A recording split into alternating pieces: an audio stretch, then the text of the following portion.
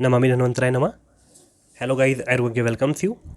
सो guys, Ayurgange की video series में आज जो हम बात करेंगे वो हमारा सीसीआईएम सिलेबस के अकॉर्डिंग अगर हम बात करते हैं तो रिसर्च एंड स्टैटिस्टिक्स में सेकंड पॉइंट हम डिस्कस करेंगे, जिसमें कि बेसिक रिसर्च की एटाइमोलॉजी क्या है, यानी कि इसकी निरुक्ति क्या है, इंट्रोडक्शन यानी कि उसका परिचय क्या है, और डेफिनेशंस के बारे में बात होती है। कुछ सिनोनिम्स वगैरह के बारे में भी हम बात करेंगे। तो बेसिक सा टॉपिक है पर इम्पॉर्टेंट है क्योंकि न्यू सब्जेक्ट है, समझना ज़रूरी है। तो आइए नोट्स फॉर्म में समझेंगे। पूरा का पूरा नोट्स फॉर्म में मैंने आपको यहाँ पर प्रेजेंट किया है ये। तो आइए समझते हैं क्या क्या इसके अंदर बताया गया है। तो सबसे पहले हम इटाइमोलॉजी के साथ में स्टार्ट करेंगे। तो देखिए, इटाइमोलॉजी की अगर हम बात करते हैं, जिसको निरुक्ति भी बोलते हैं, तो मैरियम वेबिस्टर ऑनलाइन डिक्शनरी एक आती है जिसको मैरियम वेबिस्टर बोलते हैं। उसके अंदर एक फ्रेंच वर्ड है जिसको रिसर्चे बोलते हैं। एक फ्रेंच वर्ड है जिसको रिसर्चे कहा जाता है। उस रिसर्चे का मतलब होता है टू गो अबाउट सीकिंग, अर्थात किसी चीज़ को जानने के लिए कोई परिश्रम करना, ठीक है, उसको कहा जाता है रिसर्च, ठीक है। उससे ये डिराइव हुआ है पूरा का पूरा रिसर्च। तो इस तरीके से इसकी टाइमोलॉजी है जो कि आपको बताई गई है कि फ्रेंच वर्ड है और मैरियम वेबिस्टर जो ऑनलाइन डिक्शनरी है वहाँ पर इसका वर्णन आया है, जिसका मतलब होता है टू गो अबाउट सीकिंग, अर्थात किसी चीज़ को जानने के लिए जो भी हम प्रयास करते हैं उसको कहा गया है टू गो अबाउट सीकिंग। ये पूरा का पूरा रिसर्च का एटाइमोलॉजी।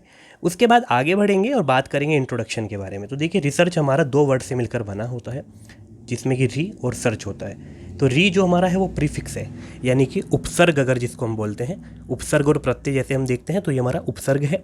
और जो सर्च है वो हमारी वर्ब यानी कि क्रिया धातु है, ठीक है। तो जो री होता है उसका मीनिंग होता है न्यू या फिर ओवर अगेन, अर्थात किसी चीज़ में आप किसी चीज़ से कोई नई चीज़ का इन्वेंशन कर रहे हैं या फिर किसी भी जो चीज़ पहले ज्ञात हो चुकी है उसको एक नए रूप में परिवर्तित कर कर किसी के सामने प्रेजेंट कर रहे हैं, वो होता है री। सर्च का मतलब होता है किसी भी चीज़ के प्रति जो भी आप कोशिश कर रहे हैं, जो आपने उसे नया बनाने के लिए कोशिश करी, आपने उस पर जो भी आपने शोध करे, उसके लिए आपने जितना भी प्रयास उस पर किया, तो उसको ही कहा जाता है सर्च। क्योंकि कहीं भी आप भी जब भी आप कभी एक एग्जाम्पल के तौर पर देखते हैं कि हम कोई पीपीटी प्रेजेंटेशन बनाते हैं तो आप बहुत सारे कंटेंट, बहुत सारा रेफरेंस आप लेते हैं जिसके तहत आप वो एक पीपीटी एक कंक्लूजन रूप में बना पाते हैं। तो उसी तरीके से यहाँ पर आपका रिसर्च है। उसके बाद इसकी डेफिनेशंस की बात करेंगे। डेफिनेशन में सबसे पहले देखिए, एक छोटी सी डेफिनेशन मैंने लिखी है। रिसर्च क्या होता है? एंडेवर है। एंडेवर का मतलब होता है एक परिश्रम करना, ठीक है, कठिन परिश्रम इस तरीके से बोल सकते हैं। टू डिस्कवर न्यू फैक्ट, यानी कि एक परिश्रम किया गया किसके लिए? कुछ नए तथ्य, कुछ नई चीज़ों को जानने के लिए, with correlation of old fact, यानी कि हमने कोई नए तथ्य जांचे हैं, नए तथ्य बताए गए हैं तो आपने उनको नाम दिया नया।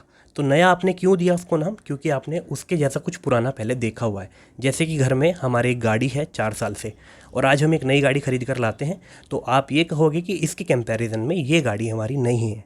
तो उसी तरीके से वहाँ पर कोरिलेशन कर कर ही बताया जाता है कि ये नया है किसके रिस्पेक्ट में, इसके रिस्पेक्ट में। तो इसलिए रिसर्च को यहाँ पर कहा जाता है और ये साइंटिफिक स्टडी में हेल्प करता है, ठीक है। और साइंटिफिक स्टडी के द्वारा ही इसको किया जाता है। ये तथ्य जो आपके न्यू का तथ्य आ रहे हैं वो साइंटिफिक स्टडी के द्वारा ही आपके वहाँ पर सॉल्व हो पाते हैं। तो ये एक बेसिक सी मैंने तोड़कर एक आपको चीज़ें बताई हैं, क्या टाइमोलॉजी है, क्या इंट्रोडक्शन है और क्या डेफिनेशन है। आगे बढ़ेंगे, कुछ और चीज़ें देखेंगे। तो देखिएगा, रिसर्च को एक्सपेंडेड फॉर्म में देखेंगे कि रिसर्च का मतलब होता क्या है। तो रिसर्च, तो री का मतलब हमने अभी देख लिया। तो उसमें जो आर आता है उसका मतलब होता है री इस्टेब्लिश, यानी कि किसी चीज़ को दोबारा से स्थापित करना, पुनः स्थापित करना। ई का मतलब होता है एक्सपेरिमेंट, यानी कि किसी भी प्रकार का प्रयोग करना। आपने कोई भी एक्सपेरिमेंट किया, जैसे कि हम लैब में करते हैं लेबोरेटरीज़ में, तो वहाँ पर प्रयोग करने के बाद आपने कोई चीज़ नई निकाली, ठीक है। उसके बाद में सिस्टमेटिक, एस फॉर सिस्टमेटिक, यानी कि व्यवस्थित रूप में आपने किसी भी प्रकार के नियमों का उल्लंघन ना करते हुए वो कार्य किया। उसके बाद है ई, यानी कि एग्जामिनेशन, आपने उसका परीक्षण किया। परीक्षण का मतलब होता है उसकी टेस्टिंग करना, प्रॉपर तरीके से वो कार्य हो रहा है कि नहीं हो रहा है। ए मतलब एनालिसिस, आपने उसका विश्लेषण किया, पुराने जो भी आपके पास में रिकॉर्ड थे उनके साथ में आपने उसका कंपैरिजन किया, उसको कहते हैं विश्लेषण। रिलीवेंस, आपने रिलीवेंस का मतलब है प्रासंगिकता। प्रासंगिकता का मतलब होता है कि पुरानी चीज़ों के साथ में उसको देखना कि ये कितना मैच कर रहा है। सीक का मतलब क्राइटिस, क्राइटिस का मतलब होता है समीक्षा। उसके बाद आप एक मीटिंग करेंगे जिसमें आप उसको नए फैक्ट को और पुराने फैक्ट को दिखाएंगे, एक समीक्षा पे करेंगे, जिसके तहत ही आपका एक कंक्लूज़न निकलेगा और एक आप लास्ट प्रोडक्ट पर पहुंच पाएंगे। हाइपोथेसिस का मतलब होता है परिकल्पना। अर्थात आपने जितने भी तथ्य लेकर वो कार्य किया रिसर्च के हेतु, उसको कहते हैं परिकल्पना। आपने एक परिकल्पना, जैसे कि हम कहते हैं कि वहाँ पर कल को एक पार्टी होने वाली है, तो उसकी एक परिकल्पना आपको बनानी पड़ती है। पार्टी में क्या क्या खाना होगा, क्या क्या चीज़ें होंगी, क्या क्या गेस्ट आने हैं, क्या क्या आपको वहाँ पर अरेंजमेंट करने होंगे, तो वो होती है कल्पना। तो आपने उसी तरीके से एक रिसर्च करने के लिए एक परिकल्पना तैयार की, उसको कहते हैं हाइपोथेसिस। H फॉर हाइपोथेसिस, ये नॉर्मली आप समझ जाते हैं, ये एक्सपेंडेड फॉर्म है रिसर्च की।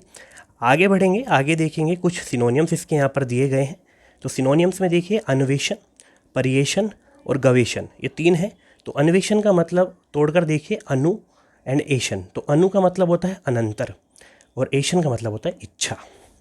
अनंतर इच्छा का मतलब कि पहले किसी भी चीज़ की आपको रिसर्च करनी है तो पहले आपको उसके लिए डेडिकेट होना पड़ेगा, यानी कि आपके अंदर उसके प्रति काफ़ी इच्छा होनी चाहिए, तभी आप वहाँ पर जाकर वो शोध या वो जो भी आपको रिसर्च करनी है वो आप कर पाएंगे। तो अनु का मतलब अनंतर है और एशन का मतलब इच्छा है। अन्वेषण इसका एक मीनिंग है, एक पर्याय है।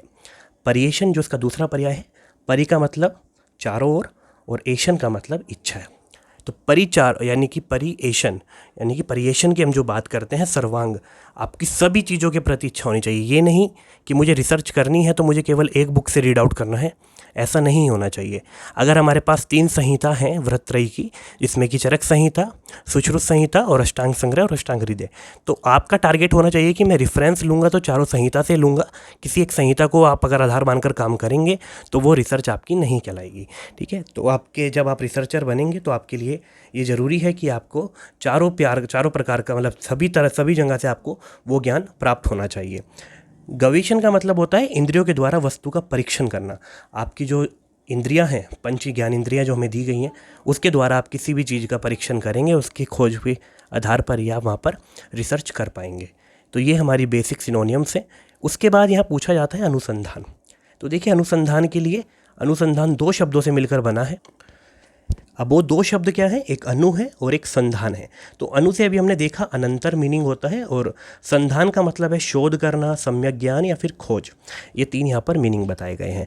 अब अनुसंधान को टोटली बोला गया है कि क्या है, तो इसके लिए एक श्लोका आता है, प्रियव्रत शर्मा जी का श्लोका है, कार्य कारण भावस्य द्रव्य नाम गुण कर्मणा परीक्षा स्थापनम सम्यक अनुसंधानम उच्यते। अर्थात यहाँ पर आचार्य बोलते हैं कि वह परिक्रिया, ठीक है, वह परिक्रिया जिसके द्वारा वस्तु के गुण कर्म के आधार पर उनके अंदर प्रेजेंट कार्य कारण भाव का अध्ययन किया जाए, ठीक है, उसको कहते हैं क्या, उसको कहते हैं रिसर्च या फिर अनुसंधान। कैसे इसको समझेंगे, तो आपके पास, आपने खाना खाया तो आपके पास रोटी आई, तो आपने उस रोटी पर आपने अपना ज्ञान लगाया और आपने देखा कि ये रोटी बनने में क्या कार्य रहा है और क्या क्या यहाँ पर कारण रहे हैं। तो कारण में आपकी जब बात होती है तो आपको पता है रोटी के लिए जो हमें चाहिए होता है आटा, और हमें पानी चाहिए होता है, और उसके लिए एक पात्र चाहिए होता है जिसमें उस आटे को गूंदा जाता है। तो ये तो उसके हुए कारण। उसके बाद इसके अंदर कार्य क्या हुआ कि एक मदर है हमारी, उन मदर ने क्या किया, गैस जलाई, उसके ऊपर तवा रखा और उसके बाद इस रोटी को बनाया, यानी कि अग्नि का संयोग वहाँ पर हुआ है, जो कि कार्य के रूप में कार्य हुआ है, कार्यरत हुआ है। ठीक है, तो इस तरीके से आपने कारण का भी पता लगा दिया और कार्य का भी पता लगा दिया, तो इसको कहा जाता है अनुसंधान। आगे बढ़ेंगे, आगे देखेंगे शोध के बारे में। तो देखिए शोध में बोला गया है कि 3 इसकी डेफिनेशन हैं छोटी छोटी सी, कि अज्ञात से किसी ज्ञात का ज्ञान, यानी कोई चीज़ अज्ञात है, आपको उसके बारे में नहीं पता और आपने उस पर रिसर्च करी, आपने उस पर सर्च किया और उसको ज्ञात में लेकर आए, उसको नॉन किया आपने सभी लोगों के लिए। जैसे कि कोरोना की वैक्सीन पहले अज्ञात थी, नहीं समझ आ रहा था क्या करा जाए, क्या ना है करा जाए, पर आज के टाइम में जब ज्ञात हुई तो इतनी सारी ज्ञात हो गई कि आपकी कोविशील्ड है, कोवैक्सीन है और बहुत सारी ऐसी वैक्सीन आ गई हैं। तो वो है हमारा शोध। उसके बाद पुराने विचारों को नए विचार में स्थापित करना, ये भी होता है शोध। जैसे कि हमारे पुराने टाइम में आचार्य जो थे वो संस्कृत को अच्छे से समझते थे, संस्कृत लैंग्वेज को बहुत अच्छे से समझते थे, पर आजकल की जनरेशन उसको नहीं समझ पाती। तो आजकल के लिए क्या किया गया, उस पर शोध किया गया और उस संस्कृत को हिंदी में ट्रांसलेट करके हमारे लिए ईजी किया गया। तो वो एक रिसर्च के द्वारा ही स्थापित हो पाई है, क्योंकि अगर वो टेक्स्ट संस्कृत में ना आ पाते तो वो शायद वहाँ पर पॉसिबल ना हो पाता उनको हिंदी टेक्स्ट में कन्वर्ट करना। उसके बाद यथार्थ ज्ञान करना, किसी भी वस्तु का यथार्थ ज्ञान, जो जैसी है उसका ज्ञान करने के लिए जो भी आप ट्राई करेंगे, प्रयत्न करेंगे कि ये चीज़ है, आचार्य चरक का जन्म यहाँ पर हुआ था, तो मुझे वो पता करना है। उसके ज्ञान के लिए आप जो प्रयत्न करेंगे, आप वहाँ पर जाएंगे, एविडेंस कलेक्ट करेंगे, तो वो सब करना भी क्या कहलाता है, शोध कहलाता है, खोज कहलाता है। तो इस तरीके से जो CCIM सिलेबस का सेकंड पॉइंट है रिसर्च में, वो हमने कवर किया। आई होप आपको ये वीडियो पसंद आई होगी। अगर वीडियो पसंद आई है तो चैनल को लाइक, सब्सक्राइब एंड शेयर करना वीडियो को ना भूलें, और अपना इस तरीके से ही प्यार हमारे चैनल पर बनाए रखें। Thank you so much.